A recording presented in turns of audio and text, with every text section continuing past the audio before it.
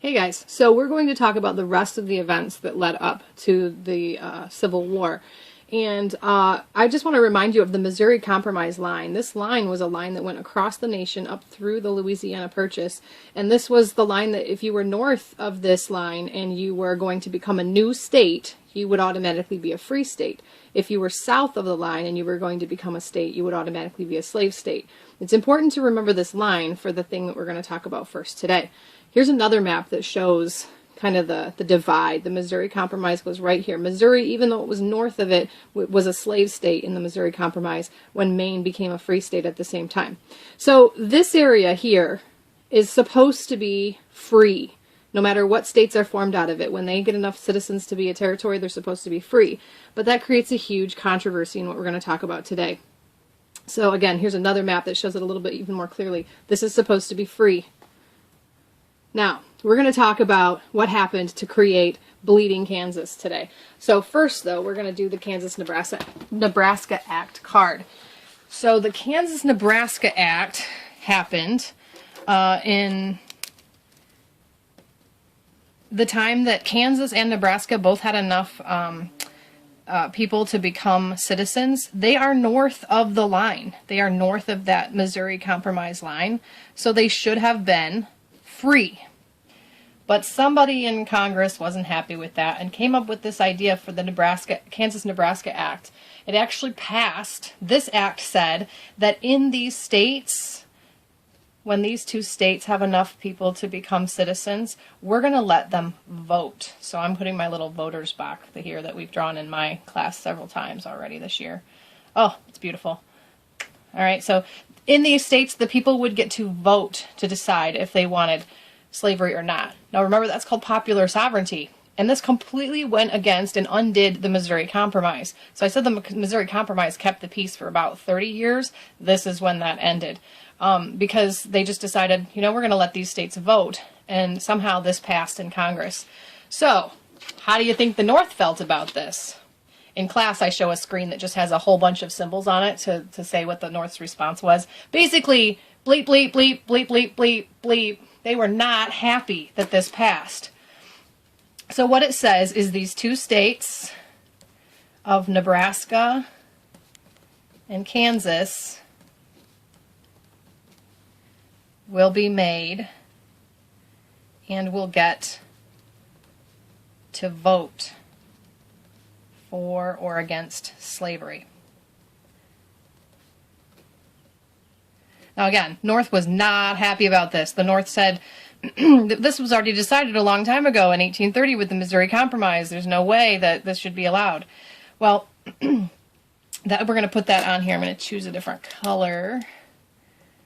The reason it made the North mad is because the North was mad because the Missouri Compromise said they should be free.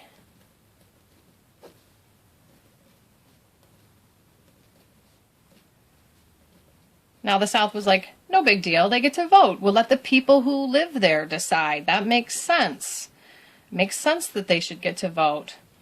So again, this is popular sovereignty. Sovereignty. Once again, have to sound it out. Now, there's another card that goes right along with this one that I'm going to launch right into. This is card number 8.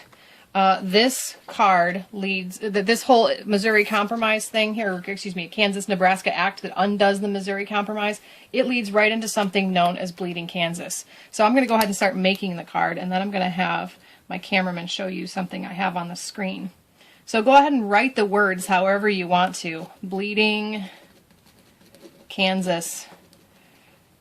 This was a time in our history where it was not good. I like to draw Bleeding Kansas actually bleeding, and like those crime dramas I can't watch because my dreams are too vivid, it is going to be sitting in a pile of its own blood and bleeding everywhere.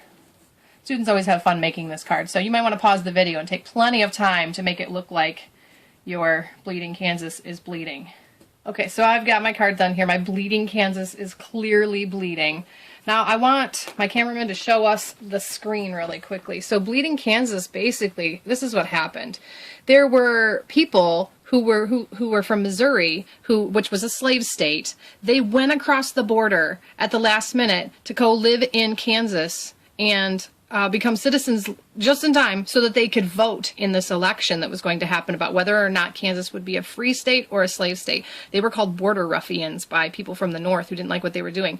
Other free states, anti-slavery people, they had a whole bunch of people who came here as well. And so basically there was a rush into Kansas to see, we got to get a whole bunch of people on our side into this state before this vote happens, so that when the vote happens, we'll get what we want. And it was a horrible time in history. It says here, between these 4 years here, 56 people died. And that might not seem like a huge number compared to coronavirus numbers, but that is a huge number of people who were basically shot with violence. One of the people doing some of that violence was a guy named John Brown. You might have heard of him before. He was an abolitionist, so if you did the Abolitionist Project for me, some of you learned about him. He is famous, unfortunately, for what is known as the Pottawatomie Creek Massacre. He and his sons went during the night and pulled five pro-slavery people out of their beds and shot them in the night, just because they were so upset, and he felt like it was what God wanted him to do to help the anti-slavery movement. He believed in violence as a way to end slavery. So, very, very sad time in our history. Okay, so let's do the other side of the Bleeding Kansas card. So the other side should talk about what this was, what happened. So pro and anti-slavery people rushed to Kansas to vote.